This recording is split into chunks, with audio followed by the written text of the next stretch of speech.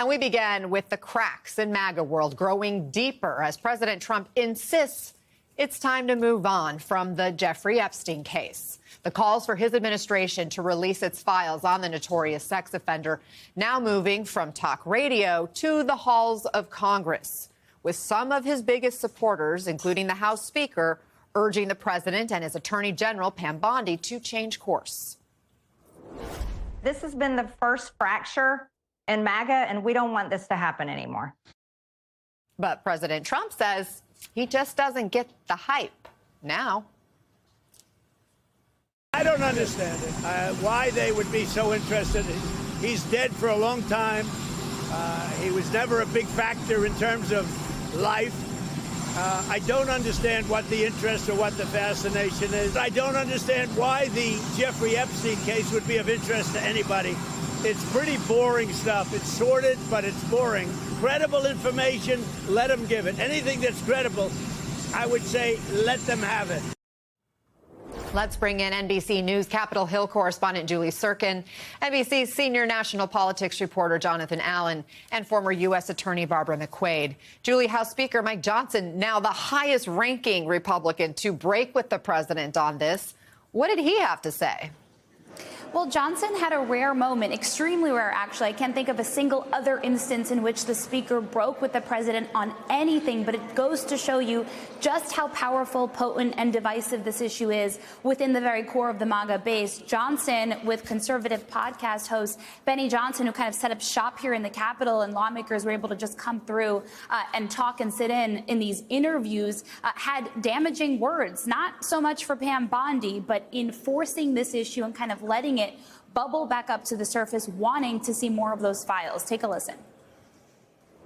It's a very delicate subject, but we should put everything out there and let the people decide it. I agree with the sentiment that we need to put it out there. And you know, Pam Bondi, I don't know, when she originally made the statement, I think she was talking about documents, as I understood it, they were on her desk. I don't know that she was specific about a list or whatever, but she needs to come forward and explain that to everybody.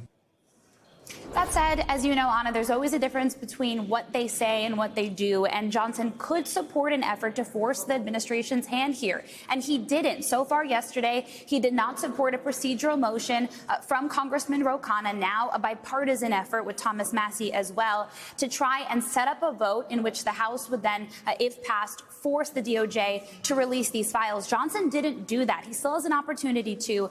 We're told that Khanna and Massie are actually trying to collect signatures, 218, to force what's called a discharge petition, enforcing the speaker's hand in placing that vote and taking it anyway, regardless if he wants it or not. But we're not sure yet if it can get to 218 on it. I mean, John, as the fallout keeps building, the president just responded on Truth Social this morning. He's blaming Democrats for the backlash. He writes, their new scam is what we will forever call the Jeffrey Epstein hoax. And my past supporters have bought into this BS hook, line, and sinker. What should we make of this response from the president? Well, the full Truth Social post was the length of a Leo Tolstoy book, but had the sort of intellectual consistency of a George Orwell book. This is a president who promoted the conspiracy theories around Jeffrey Epstein, including one that Hillary Clinton and Bill Clinton murdered Epstein in jail, which is absolutely insane, and for which there's no evidence because it didn't happen, and has now found himself in a position where he is at odds with a lot of his base. And I think the fallout of this and the danger for him is that it really is the base. It's the grassroots that is angry about this. And we see that in the pressure being put to bear on the Marjorie Taylor Greenes, the Tucker Carlsons, from both sides, both from Trump wanting them to stop talking about it and from the grassroots insisting that these Epstein files be released. I mean, John, initially the president tried to stem the tide of this backlash with a post on Truth Social over the weekend. He wrote, 1 year ago, our country was dead. Now it's the hottest country anywhere in the world. Let's keep it that way and not waste time and energy on Jeffrey Epstein, somebody that nobody cares about. Well, he got slammed for that. That post received more than 45,000 responses, far more than other recent posts. Many of the top comments were expressing frustration with the president. John, does the president really not get it? Is he out of touch with his base on this? Yes, he's absolutely out of touch with his base on this. And in fact, what we've seen is him repeatedly say no one's interested in this, stop talking about it in public comments. He's accidentally fanning the flames of this, but it sort of feels like he has to because it's the only thing that his base is talking about. We heard him once say, famously that he could shoot somebody on Fifth Avenue and he wouldn't lose a vote. But what he's finding out right now is that he cannot ridicule and mock all of his own voters and get away with that and have them sit for it. So I think he's going to have to find a way to repair his relationship with the base on this issue. He keeps on saying, that it's nothing for them to be worried about. And even in his post this morning, he called them past supporters who are stirring up all of the angst over this. But clearly it's not just past supporters. It's people who are wanting to continue to support him and are suddenly having second thoughts over this issue. Barbara, yesterday, Attorney General Pam Bondi dodged some questions about the Epstein files. Let's play her reaction. He would support you releasing additional credible evidence from the Epstein investigation. Is that something that you are open to doing? Let me take that. Just a few months ago. Let me take that first. This today is about fentanyl, nothing about Epstein. I'm not going to talk about Epstein. The president said today you would release credible files related to Mr. Epstein. Are you prepared to do that, and when would you do that? Our memo speaks for itself, and we'll get back to you on anything else. I haven't seen all of his statements today. Thank you. Barbara, why do you expect that Bondi is dodging these questions? Well, Bondi herself is right at the heart of this storm. She was the person who released Volume 1 in binders in a very ostentatious display, suggesting that this was the secret file that we've all been waiting for, which turned out, of course, to be nothing more than some very routine, already known materials. And then she said, it is sitting on my desk right now. Now, some thought it meant a client list, which people have been yearning for. She has now backtracked to say, when I said it, I just meant the file in general. I didn't mean to suggest there was anything like a client list. So between Pam Bondi, Donald Trump, Kash Patel, and others who are now inside the administration, they were the ones who were stoking all of this interest in the Epstein files. And now suddenly they've looked at it and they say there's no there there. I think what they're finding is governing is much more challenging than simply spewing venom on Fox News or social media. You have to be able to back up what you're selling with words.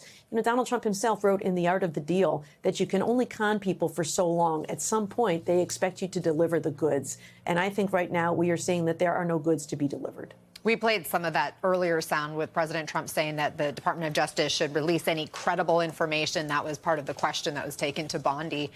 Barb, how do you interpret what the president views as credible?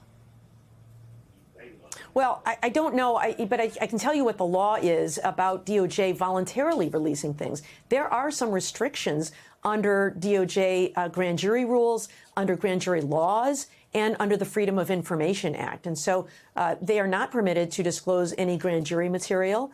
Under the Freedom of Information Act, there is an exemption for anything relating to the privacy rights and privacy interests of victims and even subjects of an investigation. So in other words, if somebody was investigated for perhaps being part of this conspiracy to engage in sex acts with underage children, if there was not sufficient evidence to charge them with a crime, it would be improper for DOJ to voluntarily disclose that. Now, Congress can override that with some of these actions that they're talking about. But DOJ is not just not obligated, it is prohibited from producing these things now.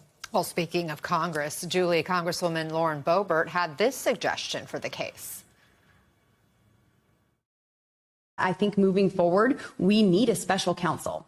That has got to happen. There has to be a special investigation into this if we aren't going to be provided information. I want answers, and maybe that takes that special counsel to do so. Maybe Matt Gaetz can lead the special counsel. Is there any real support for Boebert's idea there on Capitol Hill? Well, certainly among people like Boebert deep in the MAGA space that support continuing to investigate this issue. I will tell you, though, that even somebody as senior like Jim Jordan, who, of course, chairs a very important committee here, the Judiciary Panel, he is not interested at all in going down this road. He was pressed several times about it yesterday, and he continued to say that he stands with the president and he stands behind what his administration is doing here. But that doesn't mean that this isn't going to continue to be a total sore and pain for Trump and the White House and people who just want to get this and leave this in the past. And that includes, by the way, Speaker Johnson, because he said that in his interview with Benny Johnson. He just has to toe the line here, as many of these guys do, in trying not to make their base more angry at this issue, and also trying to fend off Democrats who, even in the Senate, I'm told, are trying to force messaging votes on this very issue.